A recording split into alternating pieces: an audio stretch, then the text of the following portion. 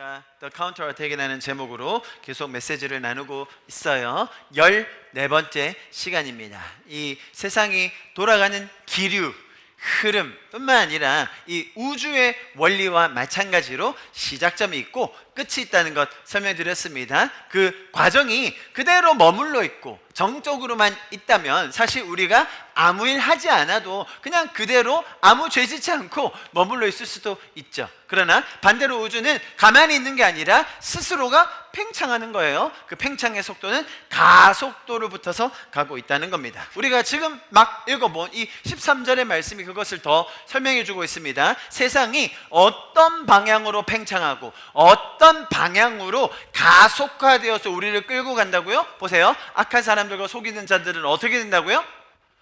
더욱 악하여진다. 한글로는 그렇게 막 와닿진 않아요. 영어로 뭐라고 돼 있죠? Bad, from bad to worse예요. 자, 우리가 세상 볼 때요, 여러분, 야, 참 못됐다, 악하다, 어쩜 저렇게 사람들이 야박하냐, 이기적이냐, 어쩜 저렇게 죄적이지? 자, 여러분, 그렇게 느끼는 순간 어떻게 된다고요? 그 다음 단계로 나가요. 내가 생각하지도 못했던, 내가 상상하지도 못했던, 와, 정말 이런 거 들어본 적도 없는 그런 계속 악한 것들이 연속적으로 더 worse, 더 악해진다는 것을 성경이 우리에게 이야기해주고 있습니다. 여러분, 세상이 그렇게 자꾸 악하여만 진다라는 것을 우리가 방관하면서 혹은 세상 탓만 하자는 얘기가 전혀 아닙니다. 그러한 악한 영향력의 큰 흐름 속에 내가 아무런 대비 없이 가만히 있다가는 무방비로 휩쓸려가기 마련이라는 것이죠. 그런데 거기에 더해서 심지어 나는 그냥 아무 죄 짓지 않았다고 생각했는데, 나는 그냥 가만히 있었다고 생각했는데, 나의 시간, 나의 열정, 에너지, 심지어 나의 몸이 그렇게 죄가 팽창되는, 죄가 가속화되는, 점점 더 악해지는 것에 이용당하고 있다? 여러분, 그러면 굉장히 심각해지는 거예요. 이해하셨습니까? 그래서 우리는 오늘 본문이 이야기해 준 것처럼 하나님께서 우리에게 가르쳐 주시고 확신 주신 것에 계속해서 거하여야 되며 뿐만 아니라 우리의 삶을 향한 결단을 날마다 내려야 하는 것입니다. 여러분, 마지막에 사탄이 원하는 것은 내 삶을, 우리의 시간과 에너지와 열정과 재정을 그런 식으로 악을 가속화시키는데 사용하고 다 써버리고 나서는 결국에는 우리 스스로도, 나 자신도 믿음이 없어지게 만드는 게 사단의 최종 목표예요. 여러분, 그런 생각 안 드십니까? 내가 진짜 믿음이 있나? 내가 믿는 하나님 진짜 살아계신가? 나 구원받은 거 맞나? 내가 교회 다닌다고 열심히 했는데 그거 다 허상 아닌가? 아이, 지금 우리가 신앙생활한 게 몇 년인데 뭐 그런 것까지 우리가 점검해야 되냐고. 제가 아주 존경하는 몇 분의 목사님들이 비슷한 얘기들 하세요. 저희가 파송받아 저희 영적 아버지신 고성주 목사님, 내 신앙생활의 제일 최종 목표, 나의 구원. 나의 구원. 제가 최근에 만나고 온 이찬수 목사님, 자기 이제 은퇴할 날 몇 년 안 남으셨어요? 내 인생 말년의 목표, PD수첩에 안 나오는 거 호시탐탐 노리고 있거든요. 호시탐탐. 어떻게 하면 무너뜨려서 그 구원 상실하게 할까? 여러분, 개인의 구원요, 만만하게 보지 마십시오. 왜요? 제가 여러분 겁주는 거 아니에요. 세상은 계속해서 더 악한 쪽으로 우리를 이용하고 잡아먹으려고 나의 그 가장 연약한 점 탁 물고 늘어져서 결국은 쓰러져서, 와, 이거 하나님 있는 건 맞아? 여러분, 우리가 신앙이 강건할 때, 공동체 안에서 이렇게 뿌리에 내리고 있을 때 나의 신앙에 대한 점검 굳이 안 해도 잘 가는 것 같아요. 그런데 그런 시험이 들 때, 세상이 자꾸 악해져서, 그런데 거기에 내가 속해 있을 때, 여러분, 이거 굉장히 주의하라고 성경이 우리에게 이야기하고 있는 거예요. 그런 생각이 불쑥불쑥 자라게 만드는 것입니다. 내가 그냥 가만히 머물러 있다? 뭐 나는 그냥 신앙생활 이 정도면 만족하는데요, 나 이 정도면 충분하다고 생각하는데요. 그런데 여러분, 세상은 어떻게 간다고요? 계속 worse하게, 더 악하게 간다는 거예요. 그럴 때 우리는 어떻게 살아야 됩니까? 여러분, 잘 보세요. 여러분, 가만히 있으면 월세한 대로 자꾸 끌려가는 거예요. 여러분, 저와 여러분의 삶은 이번 주가 더 깊어져야 되는 거예요. 저와 여러분의 삶은 이번 주가 더 사랑하는 주간이 돼야 되는 거예요. 저와 여러분의 삶은 이번 주가 하나님을 더 알아가는 주간이 돼야 되는 거예요. 여러분, 하나님의 전략이 너무 놀랍지 않습니까? 세상은 계속 더 악하게 몰고 가는 이때 우리는 더 사랑할 수 있는 거예요. 우리는 더 기뻐할 수 있는 거예요. 여러분, 지난주보다 이번 주가 더 기쁘시기를 축복합니다. 지난주보다 이번 주가 더 감사할 수 있다는 거예요. 제가 이렇게 긍정적으로 얘기하지만 그렇게 안 하면 어떻게 된다고요? 휩쓸려 간다는 거예요. 이게 무시무시한 거죠. 저와 여러분의 삶이 정말 날마다 매주 매년이 더 사랑하는, 와, 작년에는 조금 기뻤는데 이번에는 진짜 기쁘네. 작년에는 뭐 그냥 감사한 정도였는데 와, 이번에 지금 감사함이 미치겠네. 여러분, 그게 계속돼야 된다는 거예요. 계속될 수 있다는 거예요. 그 다음 보세요. 참 이렇게 더 악화해진다라고 했죠. 세상의 행태, 세상의 실태를 뭐라고 표현했습니까? 속이기도 하고 속기도 하고. 여러분, 매주 겪는 일 아닙니까? 세상에 살다 보면 와, 저 사람들 서로 속이고 있네. 바본가? 자기가 속고 지금 속고 있는 거 모르나? 서로 속이는 거예요. 서로 속고 속이는 세상. 우리가 매주 살다 보면 와, 저 사람은 앞에서는 저렇게 하고 뒤에서는 또 속이고 있네. 금방 저 사람 앞에서 저렇게 얘기한 거 그건 거짓말이었나? 뭐가 속이는 거지? 너무나 성경이 우리에게 분명하게 세상이 돌아가는 원리, 그냥 속고 속는 거다. 계속 속이고 내 이익을 위해서, 내 만족을 위해서, 나의 쾌락을 위해서 속고 속이는 게 세상입니다. 자, 그럴 때에 우리가 배우고 확신한 일에 거하라는 것이 성경의 권면입니다. 오늘 말씀 보십시오. 13절 지금 쭉 훑어봤죠, 그죠? 그래서 14절에서 뭐라고 얘기했다고요? 그러나 저와 여러분은 어떻게 하라고요? 배우고 확신한 일에 계속해서 거하라고 이야기하고 있습니다. 저희가 지난주에 그래서 그렇게 배웠습니다. 저희가 지난주 설교 후반부에 배웠던 내용이 뭐였죠? 삭개오에 대한 이야기였습니다. 제가 그 말씀을 드린 이유가 있었죠. 저희가 계속해서 성실함으로, 충성됨으로 경건에 이르는 연단을 계속해야 된다고 제가 설명을 드렸습니다. 거기에 더해서 하나님이 우리에게 주시는 지혜로 삭개오에 대한 이야기를 설명을 드렸었습니다. 자, 먼저는 우리가 경건에 대한 연습을 해야 됩니다. 그런데 성경이 우리에게 뭐라고 또 미리 알려주고 있느냐? 경건한 삶을 사는 사람들에게 무엇이 주어진다고요? 평안이나 보상이나 상급이 주어지는 게 아니라 세상 살 때 어떻게 된다고요? 경건하게 살고자 하는 자들이 뭘 받아요? 박해를 받아요. 핍박을 받아요. 이것은 누구에게는 주어지고 누구에게는 주어지지 않는다는 말이 아닙니다. will be persecuted이에요. 모두 다 핍박받는 거예요. 자, 여기서 받는 박해 그 의미가 뭐라고 했죠? 단순히 일회적으로 한번 툭 치고 넘어뜨려서 그냥 못 살게 해주고, 그게 아니라 어떤 식으로 지금은 박해가 주어진다고요?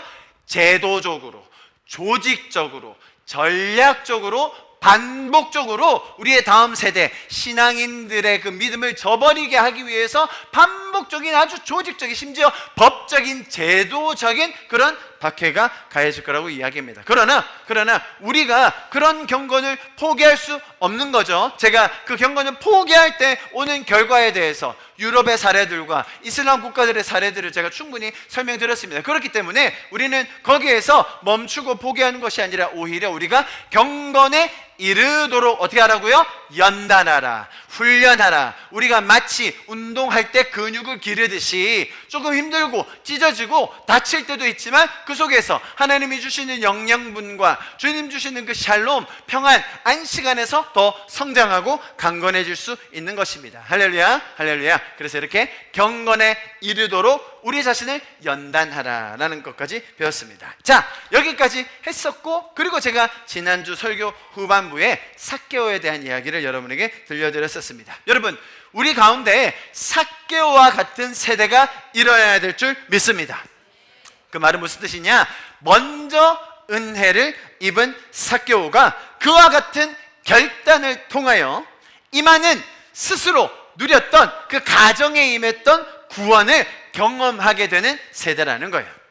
제가 지난주에 설명드렸지만 아마 어떤 게 핵심 포인트였는지 잘 기억 안 나는 분이 계실 겁니다. 제가 오늘 다시 한번 훑어드리면서 또 오늘 본문 메시지와 연결하도록 하겠습니다. 사실 저도 삭개오에 대한 스토리에 대해서 굉장히 오해를 많이 하고 있었던 사람이었습니다. 제가 여러분처럼 그냥 앉아서 설교 들을 때 삭개오 얘기만 나오면 그냥 귀를 닫았던 것 같아요. 또 목사님 헌금 거두시려나 보다, 또 목사님 교회 재정이 부족한가 보다, 잠깐 그렇게 오해했어요. 뿐만 아니라 삭개오의 결단, 재산 절반을 바치고 또 자기가 피해 입힌 것에 대해서 4배나 갚는 그 행위를 통하여 주님이 마지막에 말씀하신 바 오늘 구원이 이 집에 임하였다. 아니 그러면 구원이라는 게 내 행위로 결단으로 받는 건가? 그런 오해가 있었다는 것이죠. 그래서 저에게 삭개오 이야기를 조명시켜 주심으로써 바른 성경적 이해를 할 수 있도록 도와주셔서 제가 너무 감사한 마음이 있어요. 여러분, 삭개오라는 사람은 가장 이중적인 모순적인 삶을 살았던 사람입니다. 왜죠? 삭개오의 이름의 뜻이 뭐라고요? 최하늘, 중간에 뭐였다? 최거룩한 하늘. 박하빈인데 박공의 하빈, 뭐 이런 거예요. 이름에 공의, 거룩이라는 뜻이 들어있는 게 누구라고? 삭개오였습니다. 그럼에도 불구하고 그는 가장 악한 인물, 그 마을에서 제일 못된 사람 죄인 찍어봐라 라고 마을에서 투표하면 분명히 탑3 안에 드는 사람이었어요. 가장 못되고 악하고 저질스러운 사람 삭개오였습니다. 그런 부도덕한 삶에 더해서 그에게는 스스로 바꿀 수 없는 결함이 있었어요. 지금이야 우리가 외모적인 특성이나 외모적인 특징을 가지고 사람을 놀리거나 그 사람을 비하하면 굉장히 잘못된 일이라는 것에 대한 공감대가 우리 안에 있습니다. 하지만 당시 고대 문화 속에서 키가 작은 것은요 엄청나게 수치스러운 일이었어요. 놀림거리였습니다. 무시당하고 홀대받는 대상이었음을 제가 지난주에 자세하게 설명드렸습니다. 여러분, 마치 삭개오의 키처럼 나의 의지와 선택이 아닌 것들로 인해서 생기게 된 우리가 평생 지고 가야 할 상처, 아픔, 수치, 정죄감이 너무나 많아요. 가장 가까운 관계로부터 받은 상처들, 내가 가족을 선택해서 받은 게 아니죠. 내가 스스로 우리 가정을 선택하고 내 나라를 선택하고 내 성별을 선택하고 내 피부색을 선택한 게 아닙니다. 그럼에도 불구하고 그런 나의 선택이 아닌 외부적인 환경 혹은 이미 정해진 것들로 인하여 내가 받는 수치감, 정죄감이 너무나 크다면 마치 삭개오처럼요. 삭개오 자기가 키가 그만큼 자라기로 결정했습니까? 아니라는 거예요. 그럼에도 그런 내가 정하지 않은 혹은 바꿀 수 없는 사실로 말미암아 받는 수치감, 정죄감을 우리 모두가 다 가질 수밖에 없다는 것 우리가 기억해야 됩니다. 그렇게 바꿀 수 없는 것이 필연적으로 있음에도 불구하고 삭개오를 보면 우리 안에 무엇이 있는 걸 알 수 있느냐? 우리에게는 영적인 갈망이 있다는 걸 안다는 거예요. 아니 키 작은 건 정해졌어요. 그게 수치스러워요. 그냥 돈 많이 벌고 대충 살면 돼요. 그런데 삭개오 마음에 뭐가 있다고요? 이거 다가 아닌데, 분명히 내 삶은 이게 한계가 아닌데 뭔가 분명히 더 있을 텐데. 당시에 나무로 올라가는 게 누구나 했던 거라고요? 하인들, 어린이들이 하는 거예요. 굉장히 수치스러운 일이었어요. 그럼에도 불구하고 내가 수치스러워도 부끄러워도 모욕을 당해도 내가 이건 다가 아닌데 뭔가 하나 봐야겠어. 예수? 내가 그 사람이 누군지 모르지만 대단하다고 하니 그 사람 얼굴이라도 보고 싶다. 그래서 나무에 오릅니다. 외모, 지능, 가문, 자란 환경, 가까운 관계, 내가 어릴 때부터 스스로 고치고 개선할 수 없는 것들이 너무 많아요. 자, 그런 상황에서 삭개오는 엄청난 영적인 외침을 하고 있습니다. 여러분 한번 잘 생각해 보시면 삭개오 정도면 그래도 살만합니다. 돈이 많았어요. 여러분 아주 부자였습니다. 그러면요 그 정도 재산이 있으면요 아무리 수치스러운 과거, 뭐 외모가 못생겼고 뭐 상처가 있고 트라우마가 있건 간에 돈 많으면요 여러분 사람들 붙게 돼 있거든요. 아닙니까? 여러분 저희 리조이스 청년 예배 때 우리 조준 목사님께서 아주 딱 맞는 예화를 들어주셨어요. 청년 대학생들이 연애할 때 딱 보면 선남 선녀가 연애를 해요. 그럼 어떻게 생각하죠? 참 보기 좋다. 근데 엄청 예쁜 여학생이 딱 봐도 남자 뭐지? 뭐 이런 남자랑 연애를 하고 있어. 그럼 우리 어떻게 해석해요? 남자의 등을 볼 거예요. 등 과잠 보고 SNU 서울대 역시 남자가 너무 잘생겼어. 그런데 여학생 이거 좀 너무 부담스러워. 남자는 뭐 거의 뭐 차은우급인데 이 학생 어떻게 해야 되지? 근데 알고 보니까 수업 마치고 갑자기 롤스로이스가 오네. 차를 태우고 역시. 그리고 남자 여자 둘 다 너무너무 이렇게 쳐다보기 힘들어. 근데 둘이 막 연애를 하네. 그럼 뭐라고 얘기해요? 야, 진짜 사랑하나 보다. 너무너무 사랑하나 보다. 돈 많으면요 세상에서 붙습니다. 옆에 알랑방구 낀 사람 많아요. 돈만 많아보세요. 외모가 무슨 상관이에요?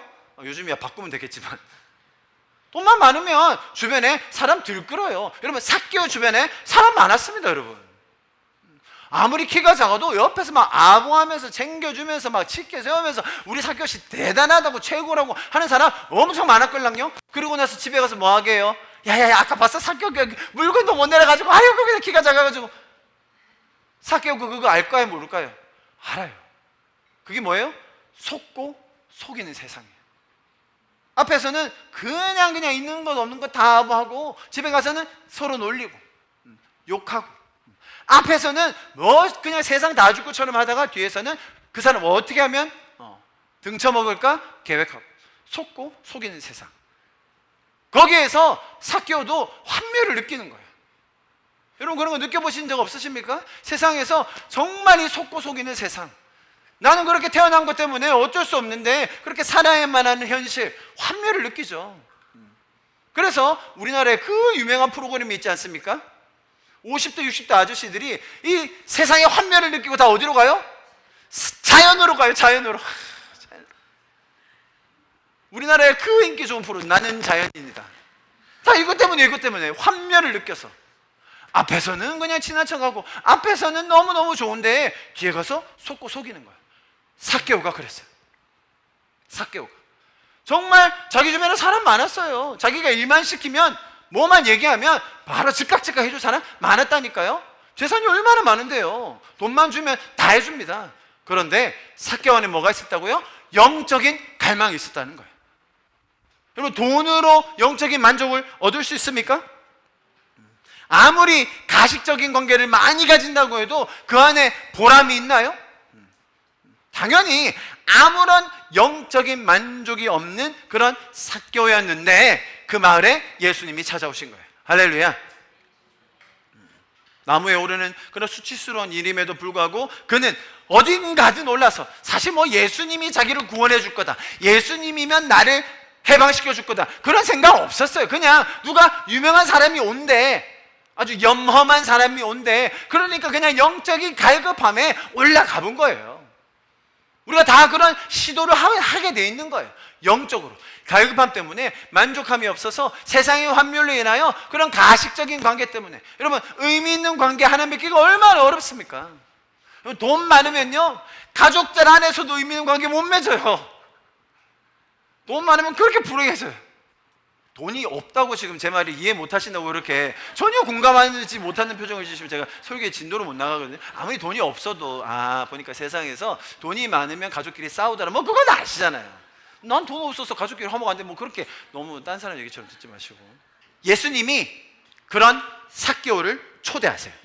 여러분 내가 너희 집에 오늘 유하겠다, 이 말의 뜻은 야 밥 한 끼 한 끼 줘봐라, 얼마나 요리 잘하나 보자, 너 얼마나 부자인지 밥 한번 내볼래? 그런 말이 아니에요. 당시 그 집에 유하겠다고 하셨어요. 그 말은 내가 너를 수용한다, 내가 너를 인정하고 받아들인다, 내가 너와 친밀한 관계 맺고 싶다, 그 말이에요. 여러분 이게 주님이 삭개오에게 주신 구원의 초대예요. 내가 너와 관계 맺겠다, 내가 너를 구원해 내겠다, 너 이제 나와 인격적인 관계 맺자. 그게 뭐예요? 구원의 초대라는 거예요. 이것이 바로 예수님께서 우리 모두에게 주시는 구원으로의 초대라는 것입니다. 보세요 여러분, 우리가 스스로 바꿀 수 없는 수많은 영역, 나만 알고 있는 사건 사고들, 상처들, 트라우마들, 수치 정죄감에도 불구하고 예수님은 우리를 가장 놀라운 그 구원으로 하나님과의 회복으로 초대해 주신다는 것입니다.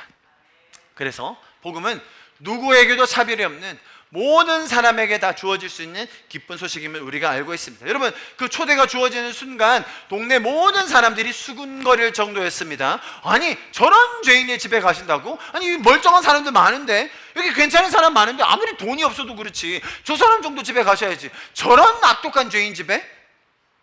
그 정도로 삭개오는 못된 사람이었어요. 네, 복음의 능력이 그런 거예요. 아무리 사람들이 수치심으로 우리를 정죄해도, 아무리 사람들이 우리를 판단해도 하나님은 그 안에서 구원을 이루시는 분이십니다. 나에게 먼저 찾아오세요. 가장 사랑받을 자격 없을 것 같은 나를 눈여겨보세요. 가장 가능성이 없어서 모자라 보이는 나이지만 가장 영광스러운 구원으로 초대해 주시는 것, 그게 진짜 복음의 스토리입니다. 자, 그리고 이어지는 삭개오의 그 과격했던 극단적이었던 결단, 제가 지난주에 소개해드렸습니다. 왜냐하면 삭개오의 당시의 선택은 우리가 통상적으로 알려져 있는 유대인들 모세 율법보다 너무 과한 것이었습니다. 당시 한 사람이 빚을 지거나 잘못을 해서 손해를 입히면 어느 정도 갚으면 됐다고요? 100을 잃어버리겠으면 120을 갚아라 라는 게 모세의 율법이었다고 제가 지난주에 설명드렸죠. 그런데 그것뿐만 아니라 4배를 갚겠다, 뿐만 아니라 내 재산의 절반을 내어주겠다라고 하는 다소 과격적으로 보일 수 있는, 과하다고 여겨질 수 있는 결단을 삭개오가 내리게 됩니다. 자, 여러분, 제가 지난주에 나눴던 내용이 이건데요, 제가 이번 주에 다시 묵상하면서 과연 그런가? 삭개오의 결단은 그만큼 엄청난 특출난 과격한 것이었나? 여러분, 오히려 구원이 무엇인지를 바로 알면 삭개오의 반응 너무 자연스러운 거예요. 너무 당연한 거예요. 특출날 게 없어요. 하나님은 온 우주와 저와 여러분을 창조하신 창조주세요. 이게 믿어진다? 나를 만드셨다? 창조주시다? 뿐만 아니라 하나님은 우리를 영원한 형벌로부터 구원하여 주신, 그것도 아들을 대속물로 삼아 나의 죄를 사하여 주신 구원자이십니다. 그리고 하나님은 나의 삶의 모든 영역의 주인 되십니다. 주인이라고 말하면 다들 거부감 느껴요. 부려먹는 사람, 일시키는 사람, 착취시키는 분, 그런 식으로 여기기 때문이죠. 아니요, 성경에서 말하는 내 삶의 모든 영역의 주인이시다라는 말의 뜻이 뭐라고요? 모든 영역을 책임지시는 분. 자, 저를 따라해 주십니다. 하나님은 어떤 분이시라고? 첫 번째, 창조주, 구원자, 주님. 하나님 이런 분이세요, 여러분. 자, 그런 분임에도 불구하고 우리를 친구로 불러주세요. 신부로 불러주세요.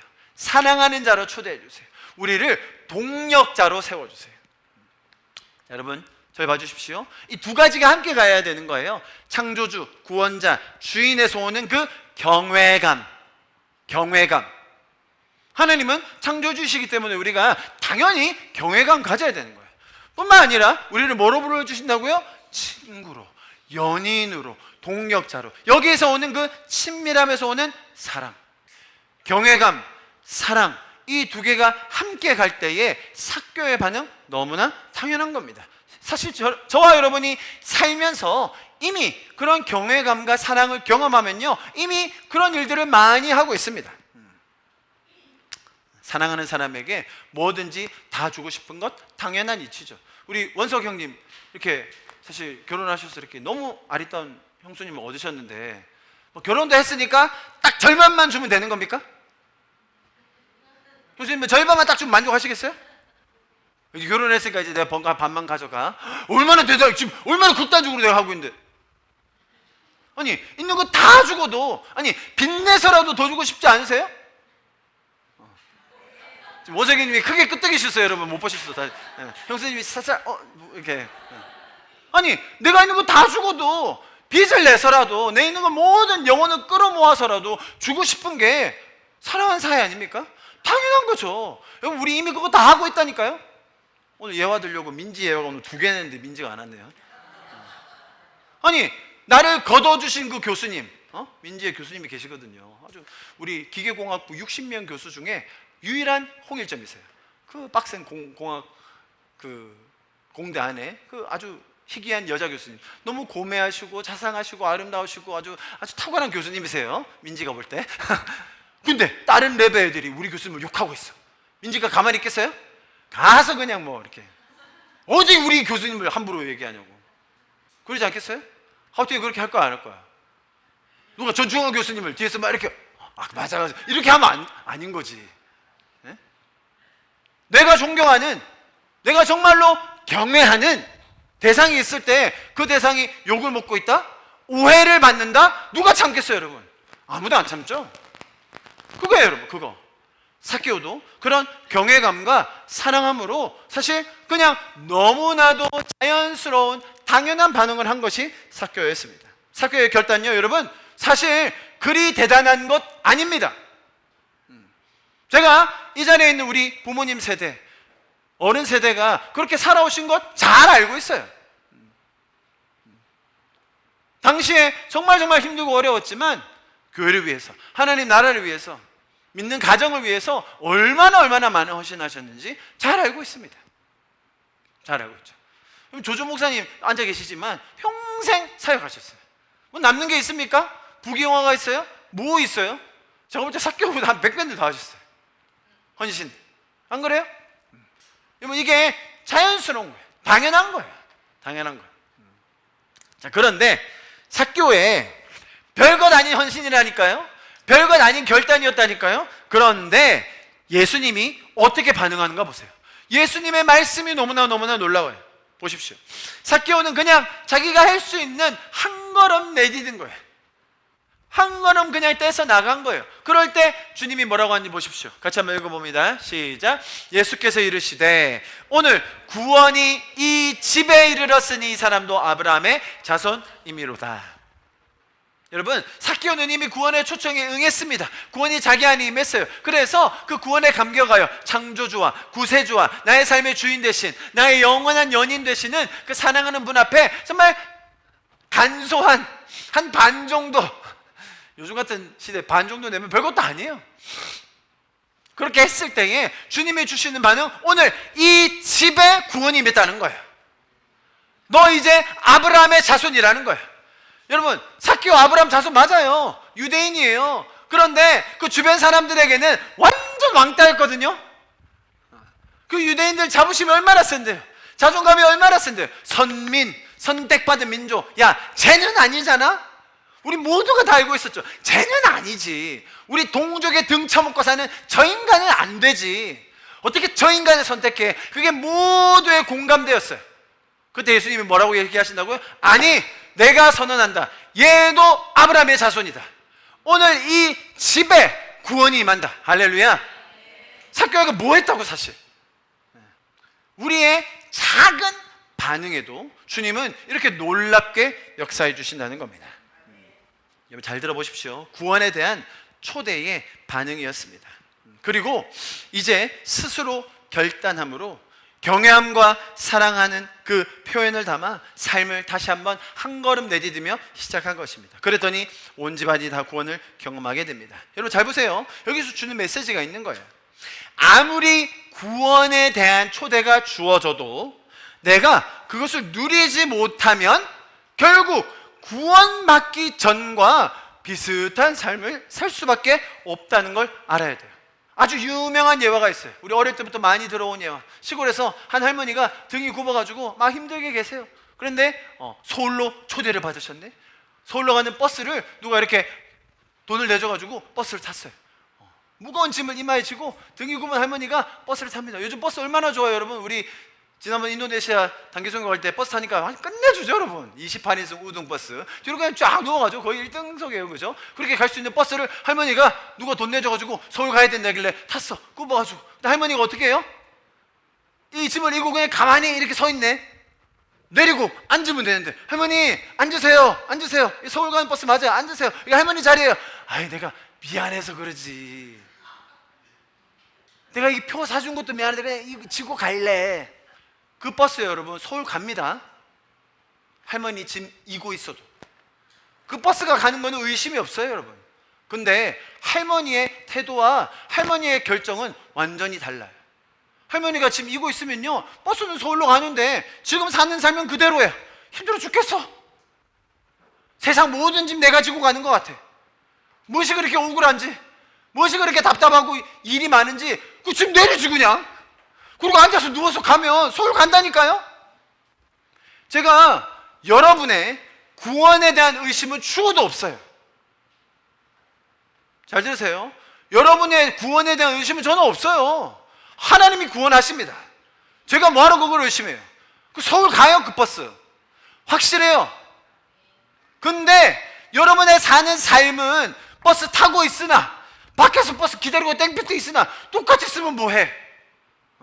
조금 에어컨 쐬고 가는 기분은 들지만 세상 모든 짐 다 지고 오히려 버스 신나게 가니까 불편하지 않아요? 짐 내리고 삭개오처럼 내가 가졌던 것 한 걸음 돼서 내리고 그리고 누워버리세요. 버스가 얼마나 아름답게 놀랍게 풍성하게 채워져 있는데 거기 앉아서 많이 드시고 누리시고 나누시고 살 수 있다는 거예요. 아무리 구원에 대한 초대가 나에게 주어진다 하더라도 그것을 누리지 못하면 결국 어떻게 된다고요? 아니 구원은 받아서 잘 가고 있는데 내 삶은 구원 전과 별반 다른 게 없어. 얼마나 안타까운 삶입니까? 자, 여러분, 제가 그래서 지난주에 그렇게 말씀드렸어요. 내가 바꿀 수 없는 영역, 내가 선택하지 않은 것들로 인해서 내가 받은 피해, 트라우마, 수치심, 정죄가 있어요. 많아요. 그거 평생 안 바뀔 수도 있어요. 네, 맞아요. 그러나 그럼에도 불구하고 주님은 우리를 구원으로 초대해 주세요. 우리를 불러주세요. 자, 그때 삭개오의 반응이 뭐라고요? 그렇다면 내가 바꿀 수 있는 것 뭐가 있었죠? 내가 부정하게 모은 재산, 내가 잘못했던 것. 여러분 주변에 뭐가 있습니까? 내가 선택할 수 있는데 찜찜해서 아까워서 놓지 못하고 있는 것들. 분명히 주님 주신 게 분명함에도 불구하고 내 거라고 여기면서 이웃을 섬기는데 쓰지 못하고 있는 것들 얼마나 많은지 몰라요. 자, 여러분, 삭개오처럼 비록 그것이 그 당시 사람들에게는 과격한 결단으로 보였을지언정 지금 저희가 볼 때는 너무나도 자연스러운 반응, 너무나도 당연한 반응. 여러분, 주님께서 삭개오에게 주셨던 그 선언, 오늘 이 집에 구원이 임했다. 이도 아브라함의 자손이다. 여러분, 그것을 삭개오가 온몸으로 느꼈던 게 언제라고요? 한 걸음 내딛었을 때. 구원이 주어진 게 아니에요, 여러분. 구원은 이미 주어졌어요. 그런데 그 집에, 그 온 가정에 뿐만 아니라 온 동네까지 이는 아브라함 자손이야 라고 말할 수 있는 그 선언, 그 결단, 우리의 삶에서도 계속해서 일어날 수 있기를 축복합니다. 할렐루야, 아멘. 여러분, 하나님께서 우리에게 처음부터 주셨던 이 자유함, 하나님을 선택할 수 있는 이 특권, 그것을 통하여서 구원받은 저와 여러분이 한 걸음 내디딜 때 우리 주변에, 나의 가정에 그런 구원이 임하게 됩니다. 그것이 주님이 주신 너무나 놀라운 자유예요. 자, 그런데 여러분 잘 들어보세요. 자, 이제 오늘 본문으로 점점 더 들어갑니다. 세상은 이런 자유라는 특권마저도 굉장히 왜곡합니다. 분명히 하나님이 주신 은혜에 감사하면서 내가 하나님을 선택하고 또 이웃을 사랑하기로 선택하는 그런 자유가 있어요. 그것을 마음껏, 그 자유를 마음껏 누릴 수 있는 특권이 우리에게 주어져 있다는 건 네, 맞습니다. 그래서 그것들을 실제로 발현해 볼 때 주님의 구원이 나에게, 내 가정에, 우리 마을에 임하는구나 라는 것을 볼 수 있어요. 자, 그런데 이것을 죄 쪽으로 끌고 가려고 합니다. 자, 이 문구를 혹시 보신 적 있습니까? 굉장히 유명한 문구입니다. 무슨 뜻이죠? 미국의 진보 진영, 특히 페미니스트 단체에서 낙태를 옹호할 때 가장 많이 쓰는 문구가 이 문구예요. 내 몸이고 내 선택이다라는 거예요. 내 몸 안에 있는, 지금 내 배 안에 있는 거라며, 내 배 안에 있는 세포라며, 그럼 내가 떼내도 되는 거 아니야? 내 몸인데. My body, my choice예요. 낙태를 하건 말건 그건 내 자유다, 내 마음대로 해도 된다 라는 게 이들의 주장입니다. 자세히 들여다보면 이 사상은 성경이 말하는 그 죄의 시작인 교만과 정확하게 일치합니다. 분명 말씀드렸듯이 하나님 우리에게 선택권, 자유함을 주셨습니다. 그죠? 그래서 우리는 그 자유함 안에서 진정으로 사랑하고 섬길 수 있는 선택을 할 수 있는 거예요. 하나님을 사랑하고 이웃을 사랑하는 게 우리의 삶의 가장 큰 자유이며 큰 부르심이라는 겁니다. 이 모든 게 자유가 있었기 때문에 가능한 거예요. 그런데 죄인들은 꼭 이런 하나님이 주신 것들을 왜곡하는데 사용한다는 거예요. 네가 자유함 있다며, 네 몸이라며 마음껏 선택해라는 거예요. 여러분, 하나님이 주신 자유는 방종이 아니에요. 자유와 방종의 차이가 뭡니까, 여러분? 자유라는 것은 분명한 기준이 있는 거예요. 자유라는 것은 분명한 울타리가 있어요. 아멘? 여러분, 자유가 있으시죠? 숨쉬고 사랑할 자유가 있으시죠? 여러분, 죽일 자유도 있어요? 여러분, 살인할 자유도 있어요? 그건 범죄인 거예요. 자유의 테두리를 넘어서는 거예요. 이해하셨죠? 자유는 방종이 아니에요. 그런데 이 사람들은 뭐라고 얘기해요? 네 몸이니까 네가 선택해. 이건 자유가 아니라 살인인 거예요. 그래서 하나님은 우리가 선택할 자유에 대한 결과가 무엇인지에 대해서 굉장히 구체적으로 하나씩 설명을 해주셨다니까요. 하나님을 떠났을 때, 하나님을 믿지 않을 때, 예배하지 않을 때, 다른 신을 섬겼을 때 어떤 결과가 오는지를 구약에서 엄청나게 많이 적어주셨습니다. 우리가 그것들을 겸손한 마음으로, 이런 때에, 이런 갈등이 주어졌을 때에, 이런 어려운 상황일 때 구약에 나왔던 수많은 사람들이 거쳐갔던 그 방법들을 보면서 이럴 때 하나님을 이렇게 의심하니까 이런 결과가 오네. 이럴 때 어려웠지만 하나님을 신뢰함으로 이 사람은 이런 복을 받았네. 여러분, 그런 것들이 성경의 선택과 자유에 대한 결과가 어마어마하게 많이 예로 들어가 있는 거예요. 우리는 그것들을 겸손한 마음으로 배워야 한다는 것이죠. 자, 오늘 저는 이 문구를 통해서 낙태에 대한 그런 논지를 논하자는 건 아닙니다. 굉장히 첨예한 그런 싸움이 있어요. 낙태를 하자는 쪽과 하지 말자는 쪽의 싸움인데, 그건 제가 다음에 또 기회가 되면 다뤄드릴게요. 제가 여러분에게 오늘 설명드리고 싶은 건, 인간이 기본적으로 자유를 가지고 있는데 삭개오처럼 자유함으로 은혜에 반응하여 한 걸음 내디딜 수 있는데 그 자유를 오용한다는 거예요. 결국 내 시간 아닌가? 내 몸 아닌가? 내 자유 아닌가? 이런 생각을 가지게 한다는 거죠. 이런 교만한 생각이 어떻게 발전하나 보세요, 여러분. 이렇게 발전합니다. My body, my choice. My money, my choice. My time, my choice. My talent, my choice. 내 시간인데? 내 돈인데? 내가 벌었는데? 내가 내 재능 가지고 내가 하겠다는데 왜? 이게 인간의 교만이 주님 주신 자유를 어떻게 왜곡하는지를 보여주는 거예요.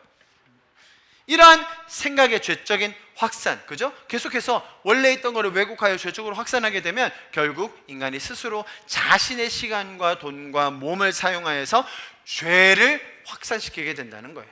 그게 지금 저희가 이 카운터어택 시리즈를 나누고 있는 이유입니다. 제가 여러분에게 그러면 이렇게 물어보겠습니다. 이런 생각을 가지고 있는 사람들이 있다면 이렇게 물어야 됩니다. 지금 사지 멀쩡하게 앉아 계시네요.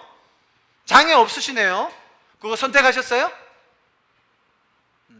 나는 잘하면서 이런 은사를 가져야지. 나는 수학 잘하고 그 다음에 음악도 잘해야겠다. 선택하신 분 있어요? 태어나 보니까 나 알고 보니 절대음감인데 뭐지 이거? 그럼 절대음감이라고 뭔지 아세요? 절대음감? 뭔지 아세요? 걔네들은 그냥 음이 자기 안에서 마치 색깔처럼 떠올라요. 저는 상대음감이에요. 전 별것도 아니에요. 그냥 와이프도 아마 상대음감에 절대 가깝지만 절대음감은 아주 어려워요. 아주. 절대음감은 이런 거예요. 자, 예를 들어 이런 거죠. 자, 이거 뭐예요? 4개 음. 아무도 모르잖아요. 지금 아무도 몰라. 우리는 몰라. 근데 절대음감 어떻게 하는 줄 아세요? 제가 군대에서 군악대 있을 때 절대음감 애가 있었는데 어떻게 하냐면 이렇게 해요. 선임이 자, 불러. 이게 다 불러 막. 신기해요. 걔가 뭐 훈련해서 된 줄 아세요? 태어난 거예요. 훈련해서 거의 안 돼요. 제 동생이 음악 교수지 않습니까? 절대음감 가진 애들은 그냥 쉽게 하는데요, 그 음감 없는 애들 상대음감 길러주려고 엄청 힘들어요. 3개 짚고 맞추게 하는 거, 그건 훈련으로 되거든요. 엄청 힘들어요.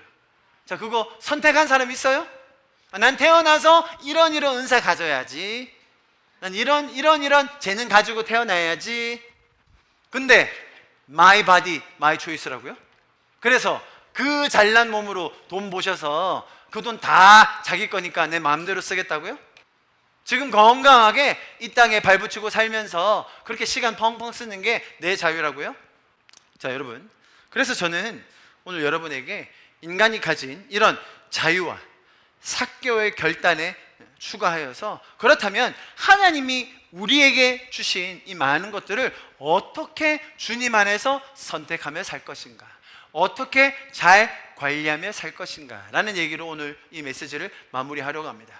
그것은 다름 아닌 청직이라는 개념이에요. 청직이.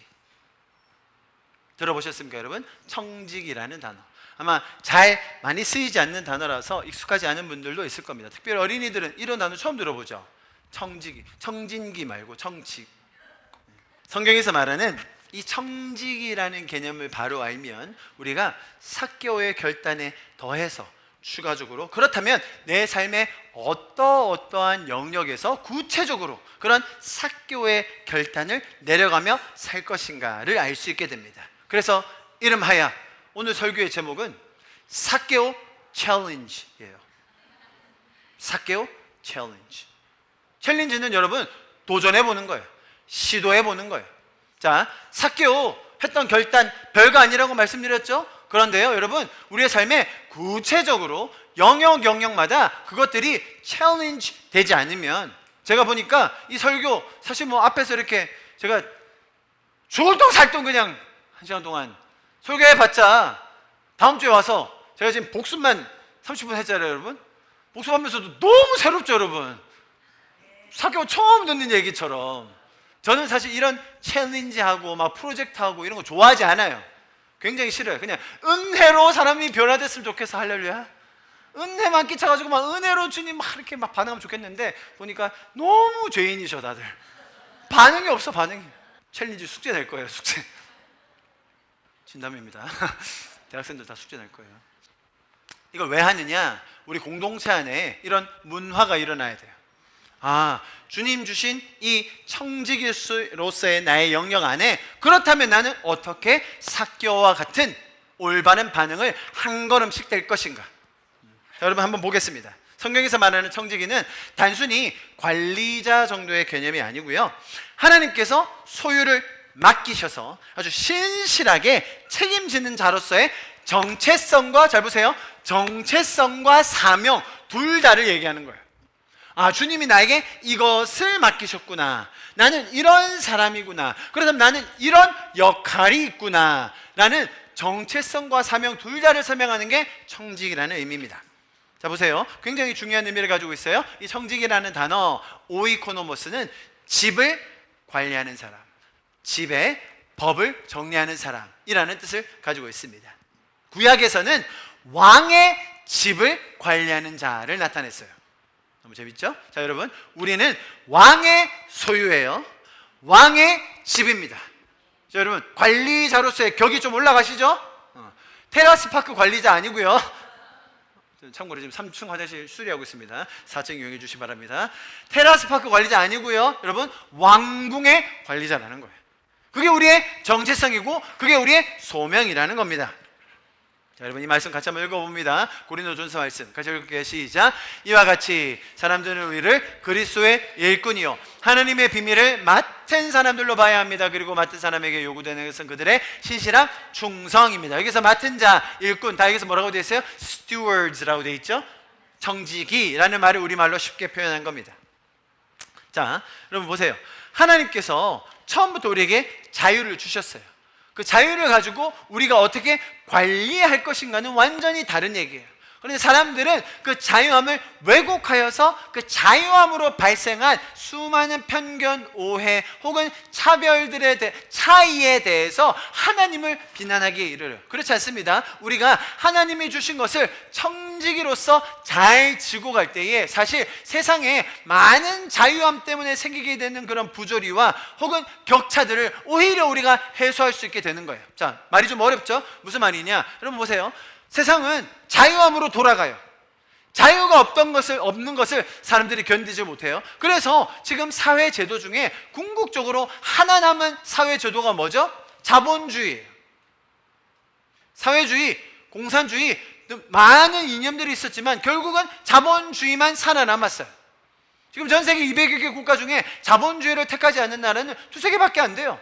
북한, 중국도 거의 자본주의 됐어요. 쿠바 정도? 그죠? 그렇기 때문에 자본주의, 자유민주주의와 자본주의가 결국은 세상을 다스리고 있는데, 자 여러분, 그게 맞다, 옳다를 말하는 게 아니에요.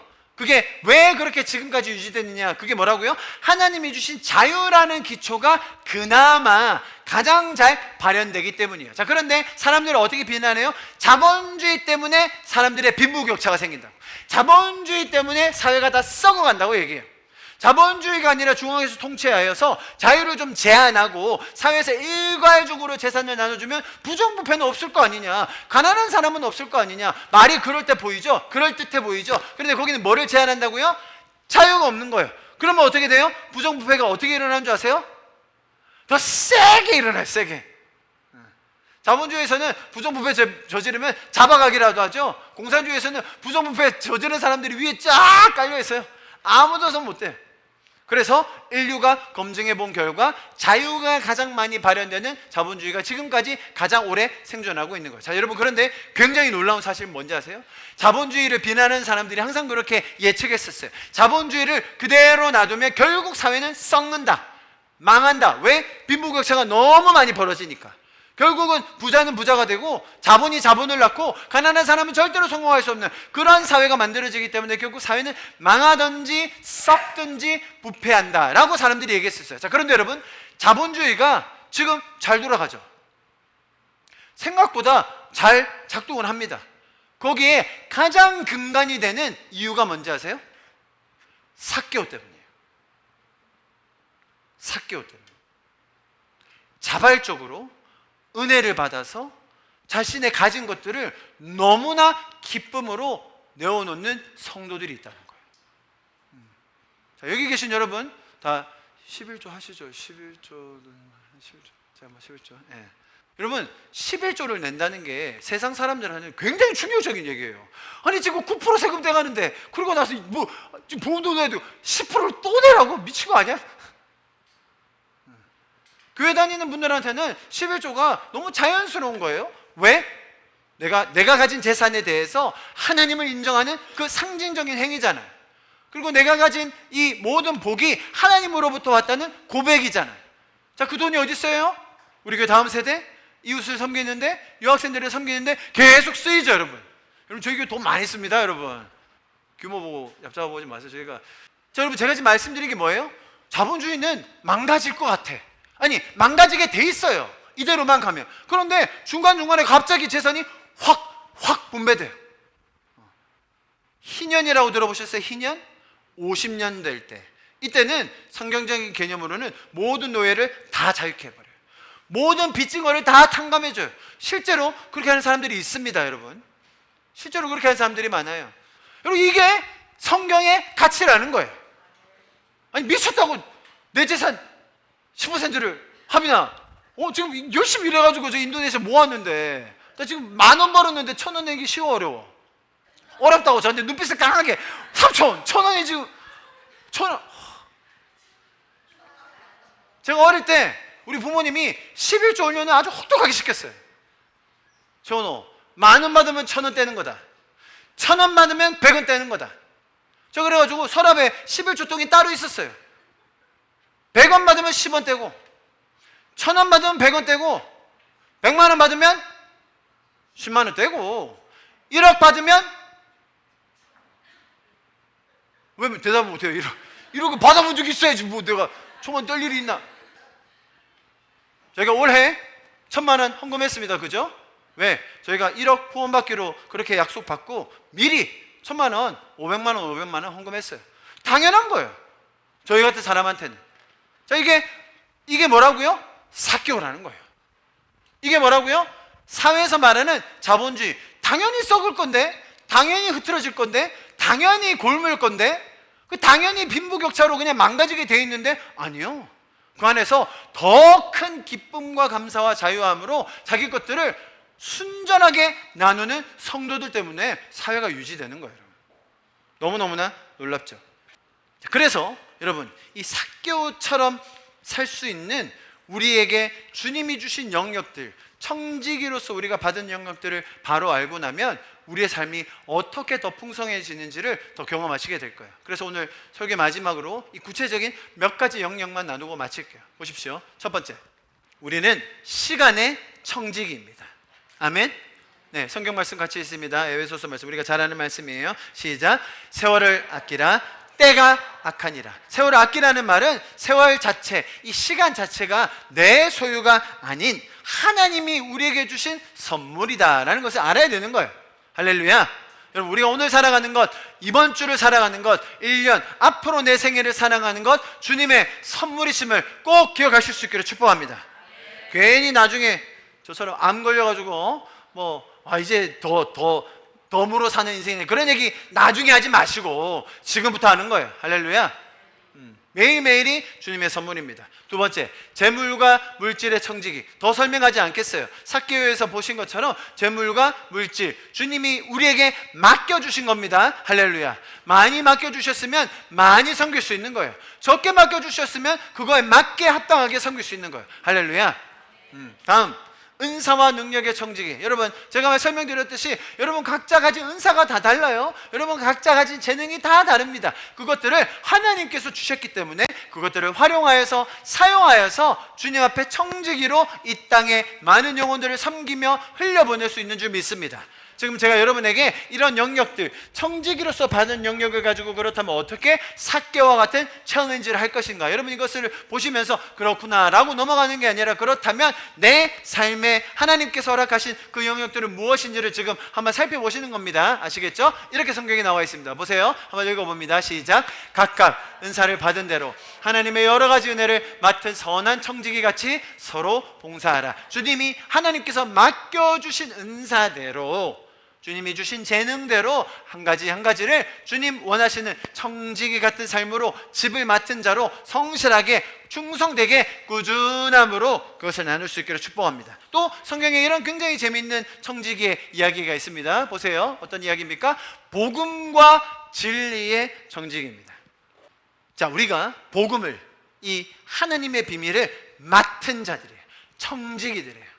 복음을 맡았기 때문에 이것을 우리가 우리만의 비밀로 가지고 있는 것이 아니라 이제 세상에 나누는 것, 그것이 우리에게 주어진 임무입니다. 여러분, 우리에게 정말 좋은 일이 있을 때, 구원의 기쁜 소식이 있을 때, 감격이 있을 때 그것을 나누는 것은 너무나 당연한 겁니다. 마찬가지로 우리가 복음의 기쁜 소식을 나누는 것 당연한 것입니다. 자, 그런데 우리에게 그런 부담이 있죠. 복음을 나눌 때, 나의 신앙을 나눌 때 사람들이 싫어한다는 그런 선입관이에요. 교회 다닌다? 전도한다? 사람들이 다 싫어할까라고 우리가 예상해요. 저희 어제 청년 리더들과 회의하는데 딱 그 얘기 하더라고요. 복음 나누고 싶은데 내가 삶을 잘 못 살아서 복음의 가치가 폄하될까봐 두렵다. 내가 좀 잘 살았었으면 복음을 자신 있게 전할 텐데. 그런 생각 많이 해보셨죠? 생각보다 이런 걱정들을 많이 하시거든요. 사실 복음이라는 것이 이 땅에서의 웰빙만을 의미한다면 복음 전하기가 쉽겠죠? 교회 다녀봐, 예수님 믿어봐, 사업 성공해, 예수님 믿어봐, 모든 질병 다 나아, 너 재산 불어날걸? 땅값이 올라. 그런 말만 한다면 복음 전하기가 왜 어렵겠어요? 회개해야 합니다. 당신 죄인입니다. 영원한 형벌이 있습니다. 주님께서 당신을 구원하여 주셨습니다. 이 땅의 삶이 전부가 아닙니다. 그런 말 해야 되잖아요. 그렇기 때문에 여러분, 눈에 보이지 않는 이 영적인 것들을 복음으로 나눈다는 것 쉬운 일이 아니에요. 영적인 가치를 전혀 모르는 사람들에게 내 삶을 통하여 복음을 나눈다? 정말 어려운 것입니다. 그렇기 때문에, 잘 들어보세요. 그렇기 때문에 오히려 복음을 전하는 것이 정말 좋은 결단이자 복음을 맡은 자로서의 청지기로서의 삶을 살아내는 방법이에요. 이번 주에 아까 예화를 들려고 했는데 못 왔던 그 자매가 계속 자랑을 하는 거예요. 자기가 이사 갔다고. 이사를 갔는데 보증금 500만 원에 월세 30이에요. 우리 어른들은 뭐 자랑할 게 뭐가 있지? 그 이전의 삶을 보면 이전은 고시원이었는데 지금 가보니까 원룸이 너무 깨끗하고 좋은 거예요. 그럼 막 온 교인들한테 자꾸 사진 보여줘서 이거 보라고, 나 이사 갔다고 너무 좋지 않냐, 계속 자랑. 보기 싫어 죽겠는데 그 뭐 500에 30 뭐 그 좋게 뭐가 있다고 계속 자랑을 해. 막 그 자랑. 이제 그러다가 이제 데리고 갈 기세, 우리 집에 와보라고 막 초대하고 막 뭐 그 쓸데없는 뭐 치킨 시키고 그럴 기세요 보니까. 분명히 그럴 거예요. 자, 그 자매가 민지가 오늘 안 왔어. 민지가 자기 집에 초대를 해요. 자기 집 너무 좋다고 막 감격에 겨워서 막 초대를. 그럼 어떻게 하겠어요? 청소하겠죠. 관리하겠죠. 음식도 맛있게 만들 거예요. 자, 여러분, 우리가 처음에 복음 전할 때 내 삶이 아직 완벽하지 않고 내 삶이 복음의 잣대로 볼 때 분명하지 않아도 괜찮아요. 하나님이 우리 그것 때문에 구원하신 것 아니에요. 전하시면 됩니다. 그러면 어떻게 되는 줄 아세요? 오히려 내 자신을 돌아보게 돼요.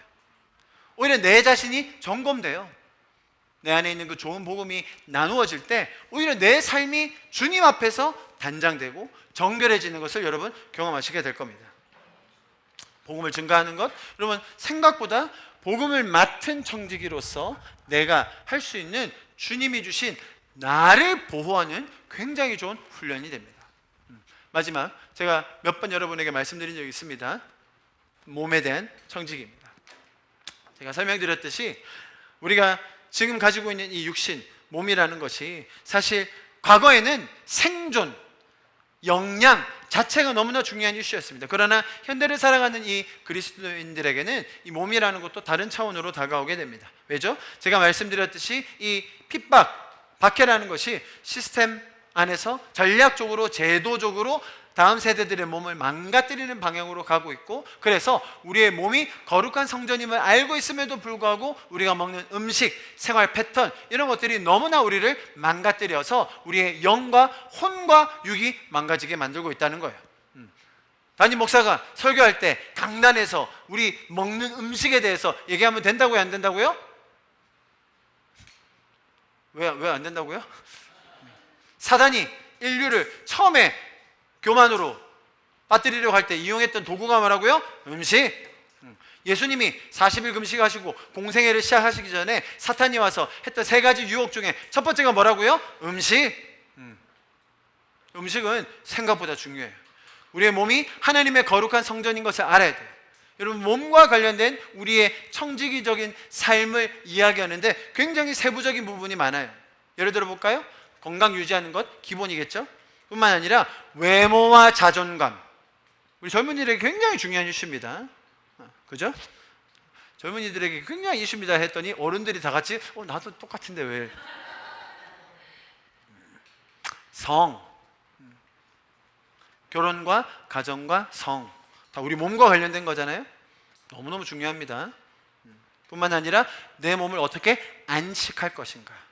제가 지난번에 설명드렸죠? 안식마저도 우리에게, 하나님이 우리에게 주신 그 특권이고 선택인데 세상이 그것을 못하게 한다고 말씀드렸죠.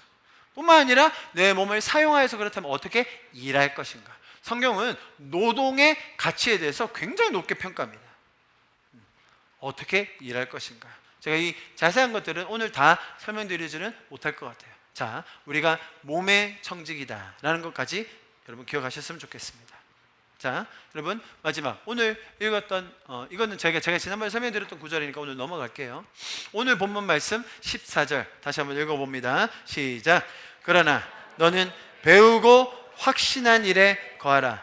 너는 내가 누구에게서 배운 것을 알며. 자, 여러분 제가 좀 전에 설명드렸던 청지기적인 삶. 자, 여기서 이 삭개오의 결단, 삭개오의 반응을 보면서 이 두 가지를 여러분 잘 한번 연결시켜 보시면 좋겠어요. 그래서 내 삶에 어떤 주님이 알려주시는 우리 집에 임하는 구원, 나에게 선포되어지는 아브라함의 자손이라는 그 선포가 무엇인지를 여러분 경험해 보실 수 있기를 축복해요.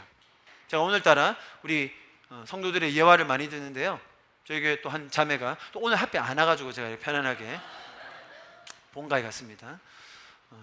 사실 그 자매가 공개적으로 여러 번 얘기했었어요. 정신과 약을 오래 먹었고 살이 많이 쪘어요.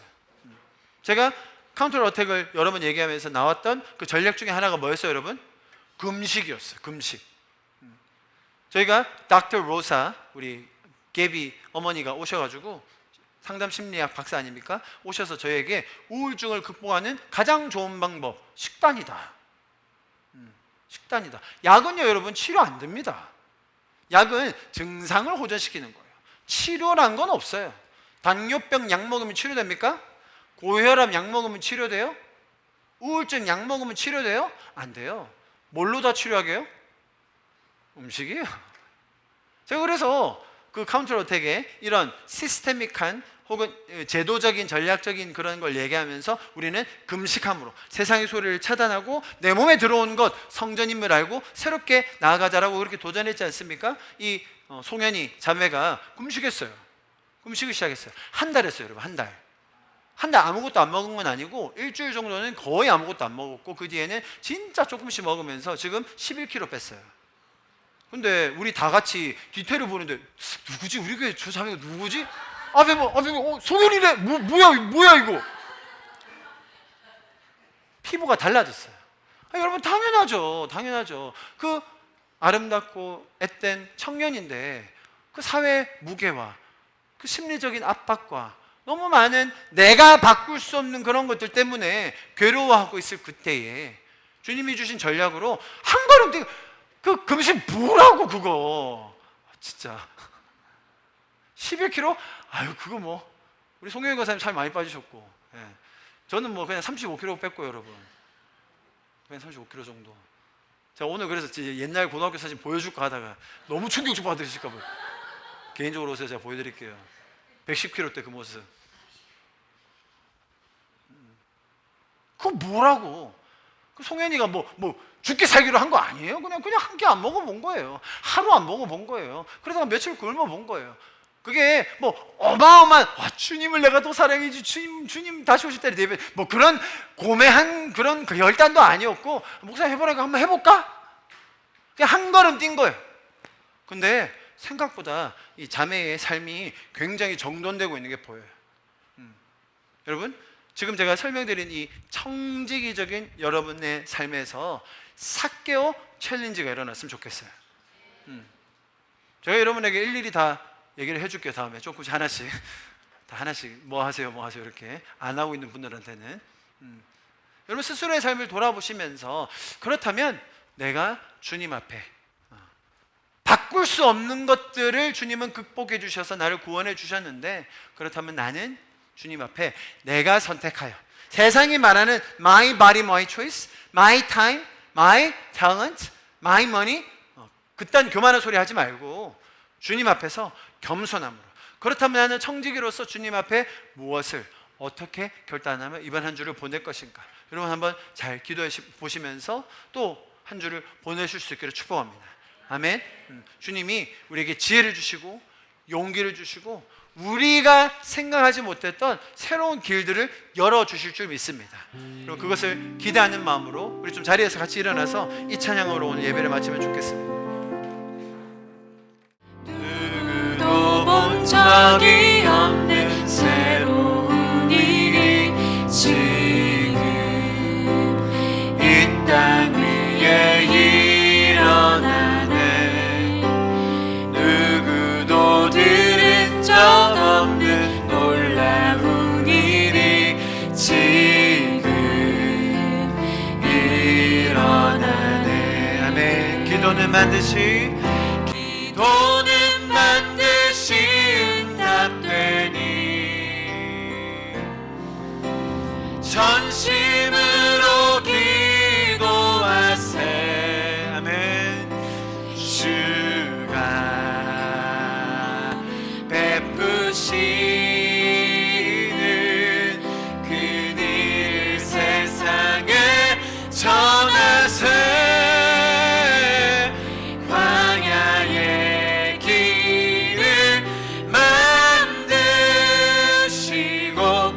사막에 가